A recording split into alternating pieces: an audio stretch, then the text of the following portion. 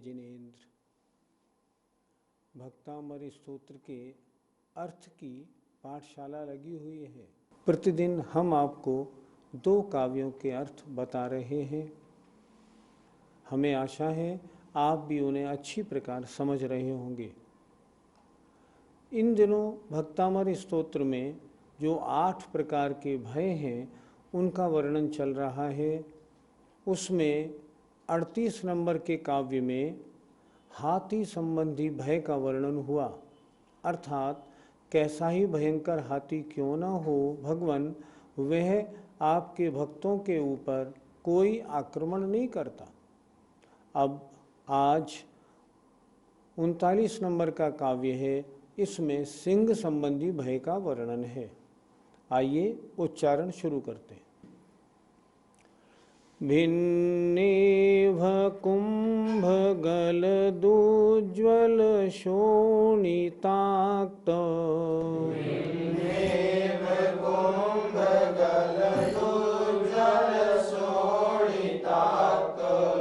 मुक्ता फल प्रकर भूषित भूमि भागः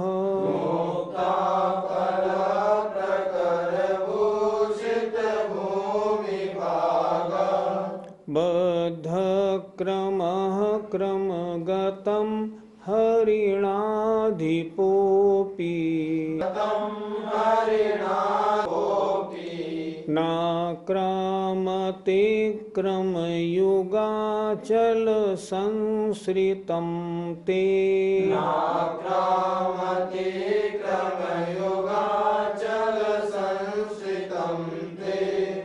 भिन्नेव कुम्भगलदुज्ज्वल शोणिताक्त मुक्ता फल प्रकर भूषित भूमि भागः बद्धक्रमः क्रमगतं हरिणाधिपोऽपि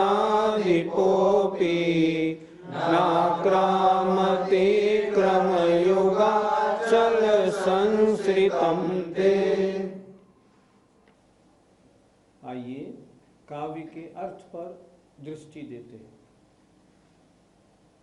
पहले कड़े शब्दों का अर्थ देखें।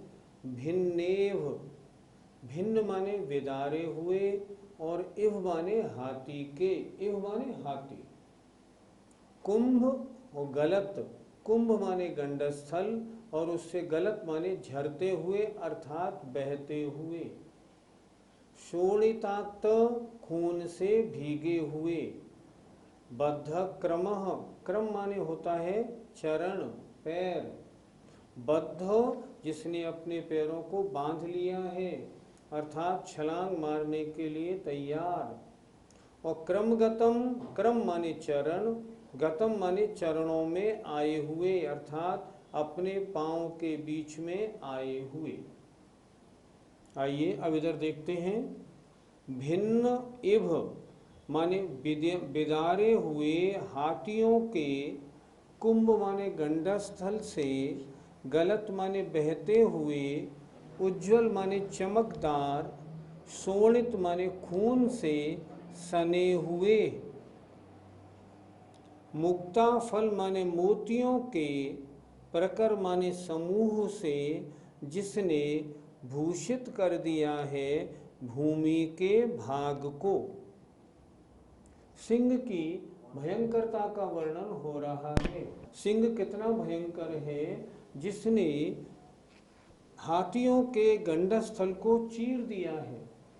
हाथी कैसा है, जिसके गंडस्थल में मोती भरे हुए हैं। कहते हैं ना गजमुक्ता, गजमुक्ता हाथियों के गंडस्थल से प्राप्त मोती।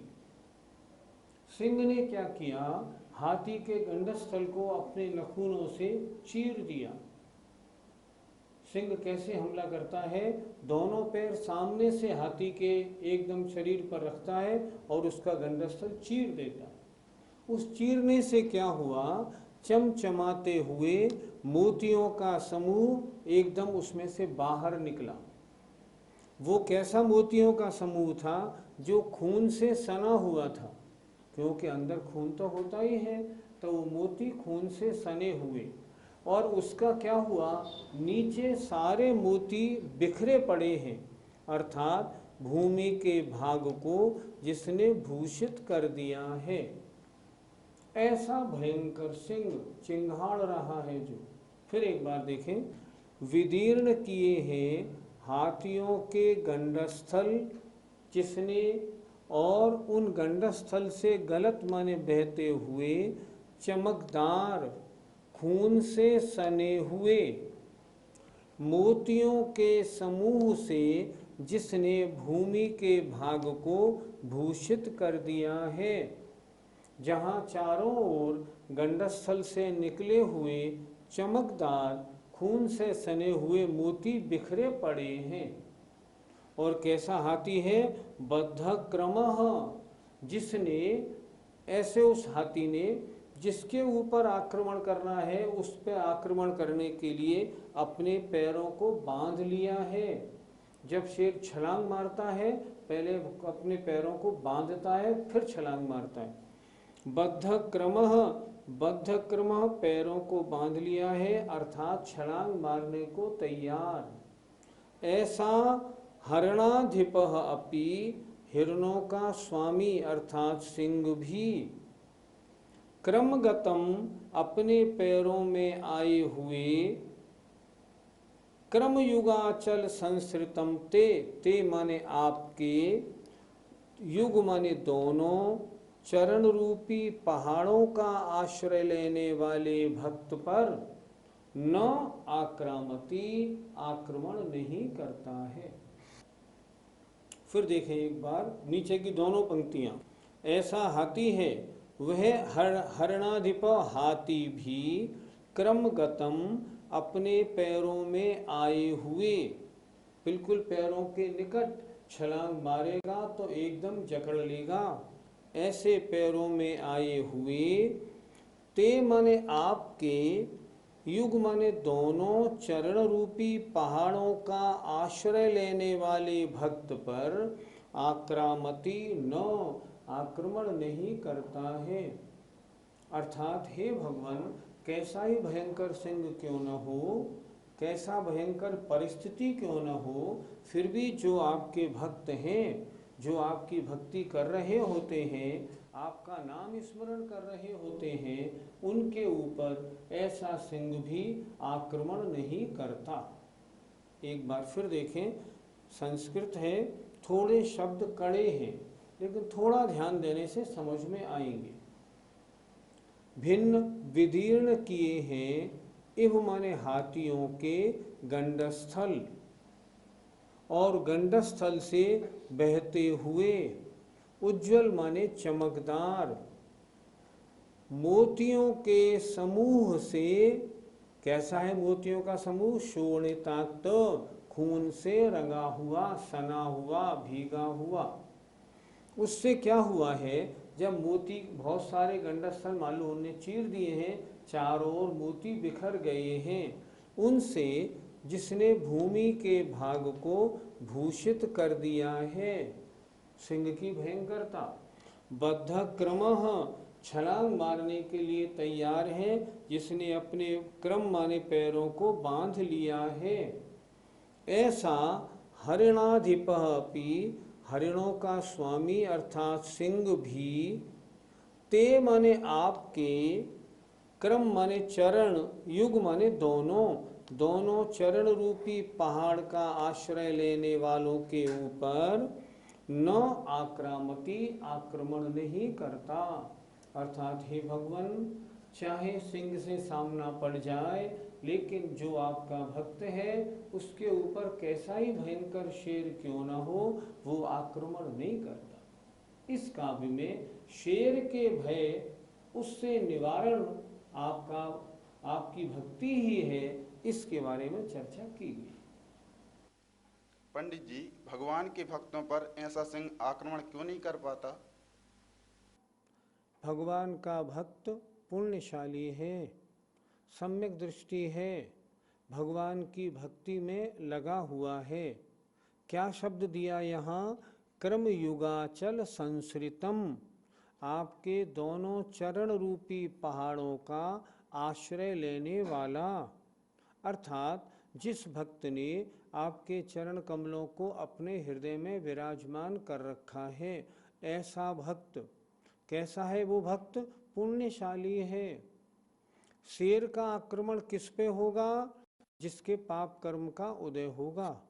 सम्यक दृष्टि के तो पाप कर्म का उदय भी पुण्य रूप परिणमन कर जाता है। इसलिए हे भगवान, कैसी परिस्थिति वाला सिंह क्यों न हो, चाहे सामने आ जाए, चाहे छलांग मारने को तैयार हो, लेकिन आपका भक्त बड़ा पुण्यशाली होता है, तो उसके ऊपर उसका सिंह भी कुछ नहीं बिगाड़ पाता। सिंह उसको छोड़ के आगे बढ़ जाता है। पंडित जी, भगवान के चरण को पहाड़ का विशेषण क्यों दिया गया? पहाड़ का आश्रय लेने वाला बच जाता है कि नहीं? बच जाता है। पहाड़ की ओट में, किसी गुफा की ओट में, किसी दीवार की ओट में अगर चले जाएं तो उन जीवों की रक्षा हो जाती है। तो उस जीव की रक्षा करने के लिए क्या चीज़ है भगवान? आपके दोनों चरण।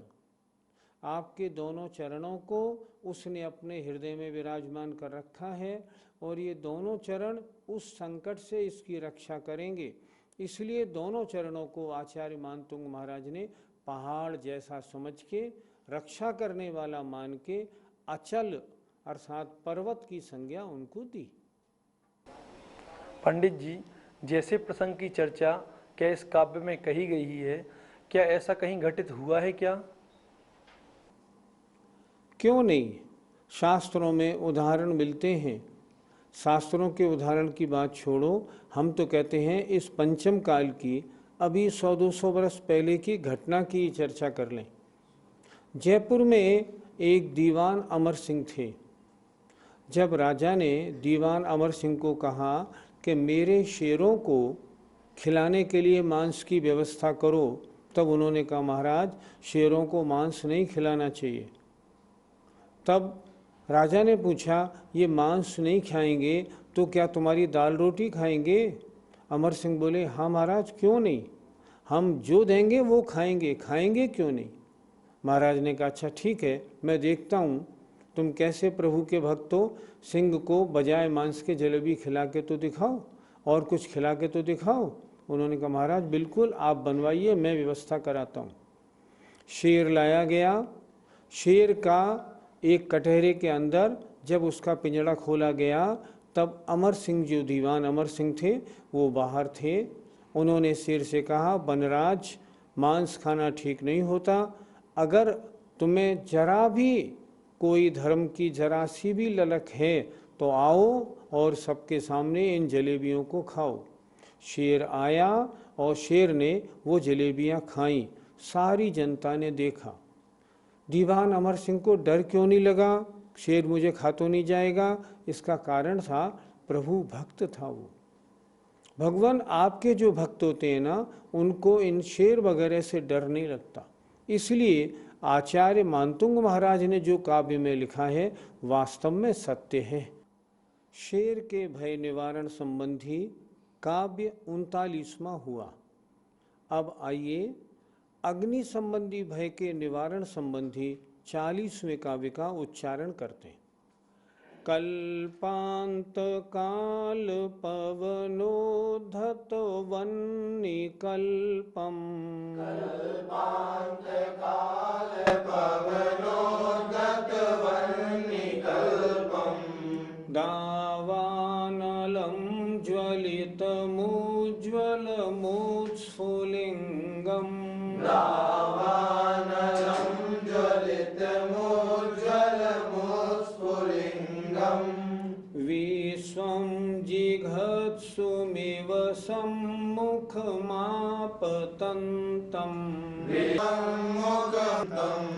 त्वन्नाम कीर्तन जलं शमयत्यशेषम्, त्वन्नाम कीर्तन जलं शमयत्यशेषम्, कल्पांत काल पवनोद्धत वह्निकल्पम्,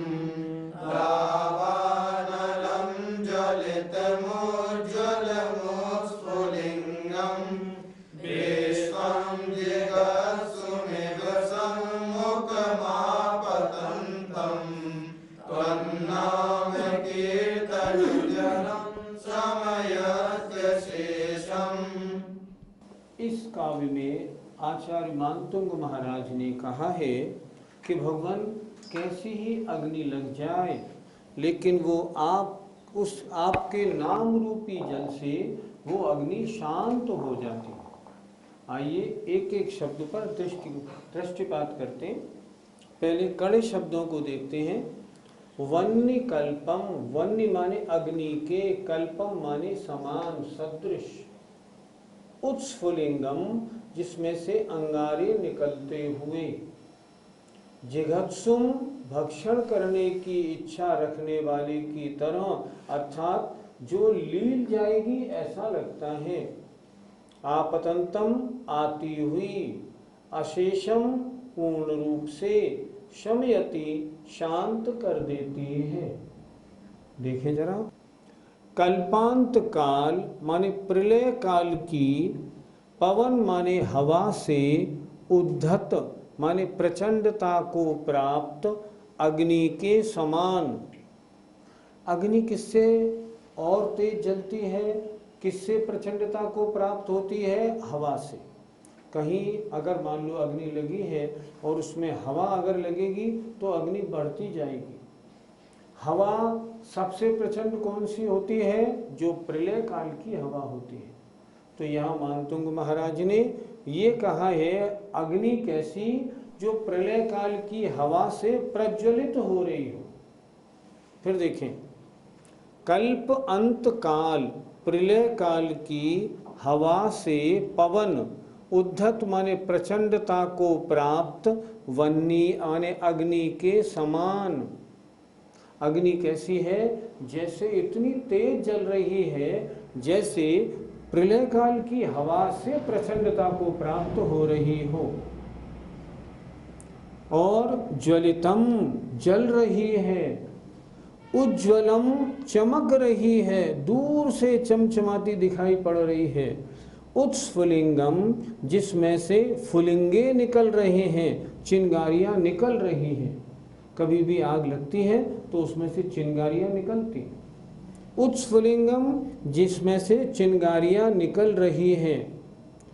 ऐसा लग रहा है उसकी भयंकरता को देख के, विश्वम जिघत्सुम इव, सारे संसार को निगल जाएगी ऐसी है। जिघत्सुम भक्षण करने को तैयार। ऐसा लगता है ये अग्नि शांत नहीं होगी, ये तो सबको नष्ट करके ही शांत होगी।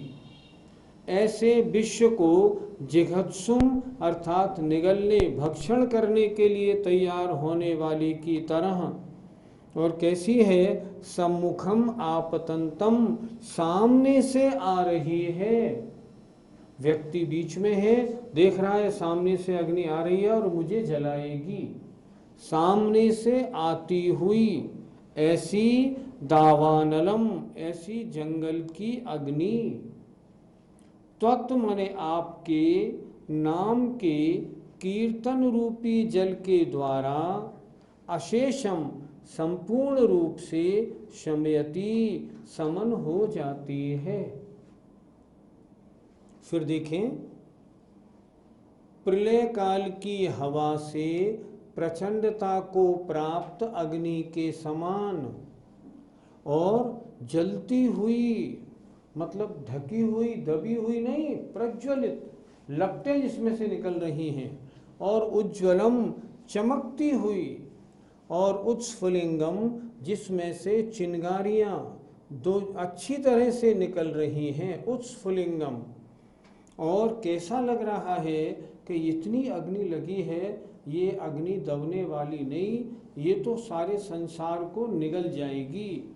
विश्वम माने विश्व को, जिघत्सुम एव भक्षण करने को तैयार की तरह, ऐसी दावानल, ऐसी जंगल की अग्नि भी जो सम्मुखम आपतंतम, सामने से आ रही हो। फिर भी त्वत् नाम कीर्तन जलम, आपके नाम स्मरण रूपी कीर्तन के जल से, अशेषम संपूर्ण रूप से शमयति शमन को प्राप्त हो जाती है। ऐसी अग्नि लगने के बाद भी अगर कोई भगवान आपके नाम का स्मरण करे तो वह अग्नि सब शमन को प्राप्त हो जाती है। पंडित जी, अग्नि कितने प्रकार की होती है? अग्नि कई प्रकार की बताई गई है। जैसे समुद्र में जब लहरें टकराती हैं आपस में और आग लग जाती है समुद्र में, वो कहलाती है बड़वानल। जंगल में जब पेड़ से पेड़ टकराते हैं तब उनमें जो आग लग जाती है वो कहलाती है दावानल। जब बड़ी जोर से पेट में भूख लगती है तब कहलाती है जठरानल। जब काम वासना की अग्नि जागृत होती है ना, तब कहलाती है कामाग्नि। जब क्रोध बहुत आता है तब कहलाती है क्रोधाग्नि। इस तरह अग्नि बहुत प्रकार, सामान्य अग्नि तो हम सब आप जानते ही हैं। और जब मुनि महाराजों को तपस्सरण के द्वारा कर्म भस्म होते हैं तब वो कहलाती है तपाग्नि। सब बेकार, तपाग्नि एक काम की चीज है। खैर, यहाँ जो चर्चा हो रही है वो हो रही है दावानल, अर्थात जंगल में पेड़ों के घिसने से आग लग गई हो और ऐसा लग रहा हो ये तो सारे जंगल को जलाकर ही आज ठंडी होगी, ऐसी अग्नि, ऐसी भयंकरता को प्राप्त अग्नि। पंडित जी, ऐसी भयंकर अग्नि शांत कैसे हो जाती है? भगवान के नाम का स्मरण करने से अच्छी कठिनाइयाँ, परेशानियाँ, संकट सब समाप्त हो जाते हैं। जब भगवान का भक्त ऐसी मुसीबत में फंसता है, चारों ओर अग्नि लग जाए और बीच में फंसता है, तो वह भगवान का स्मरण करता है। क्यों? उसके पास, उसे मालूम है इसके अलावा और कोई मार्ग नहीं है। और जब वो भगवान का स्मरण करता है तब उसके संकट दूर होते हैं, अग्नि शांत हो जाती है। पंडित जी, क्या कभी कोई अग्नि शांत होने वाली घटना घटी है क्या? शास्त्रों में भी ऐसे उदाहरण हैं और वर्तमान में भी ऐसी घटनाएं घटी हैं। जैसे एग्जाम्पल ले लें, जब सीता महारानी से ये कहा गया कि इतने समय तक आप लंका में रही, आपने किसी पुरुष का जरा भी चिंतन नहीं किया, क्या इसकी आप परीक्षा देंगी? तब क्या हुआ था आप सबको मालूम है ना। तब सीता की अग्नि परीक्षा हुई थी, अग्नि जलवा दी गई थी और सीता से कहा था इसमें प्रवेश करो, अगर तुम जीवित रहोगी तो हम समझेंगे तुम सती हो। सीता जी ने क्या किया? भगवान के नाम का स्मरण किया और कहा अगर मैंने स्वप्न में भी परपुरुष की वांछा की हो तो हे अग्नि तुम मुझे भस्म कर देना। और भगवान का नाम स्मरण करके वो आगे बढ़ी। जैसे ही उन्होंने अग्नि में प्रवेश किया, क्या हुआ? अग्नि का पूरा अग्निकुंड जल का सरोवर बन गया। क्यों बन गया? क्योंकि भगवान के भक्त पर, भगवान के भक्त का अग्नि भी कुछ नहीं बिगाड़ पाती। ये तो रहा पुराना प्रसंग जो शास्त्रों में दिया है। अच्छा, हम वर्तमान का प्रसंग देखते हैं। आप सब लोगों को मालूम होगा महावीर जी क्षेत्र और उससे संबंधित जोधराज दीवान को जब राजा ने कहा था इनको तोप के गोले से उड़ा दिया जाए, तब जोधराज दीवान ने क्या किया? उन्होंने भगवान के नाम का स्मरण किया कि अगर मैंने कोई गलती की हो, हे भगवान मैं जरूर इस गोले से नष्ट हो जाऊं, लेकिन मैंने कोई गलत कार्य नहीं किया, अब मैं आपकी शरण में हूँ। नतीजा क्या हुआ आप सबको मालूम है, वो गोला तोप से निकला लेकिन ठंडा पड़ गया। ठंडा क्यों पड़ गया? क्योंकि भगवान के भक्त के ऊपर अग्नि संबंधी संकट नहीं आते, अगर कभी आते भी हैं तो सब शांत हो जाते हैं। इसलिए नीचे की पंक्ति दी, हे भगवान कैसी भी अग्नि क्यों न हो, आपके नाम के कीर्तन रूपी जल के द्वारा वह अग्नि पूरी की पूरी शांत हो जाती है। इस प्रकार अग्नि से होने वाले संकट से भगवान का नाम स्मरण कैसे बचाता है, इस संबंधी चर्चा मानतुंग स्वामी ने इस काव्य में की। 3 भयों का वर्णन हो चुका है, हाथी संबंधी, शेर संबंधी और अग्नि संबंधी। अब अन्य भयों का वर्णन अगले काव्यों में होगा। जय जिनेंद्र।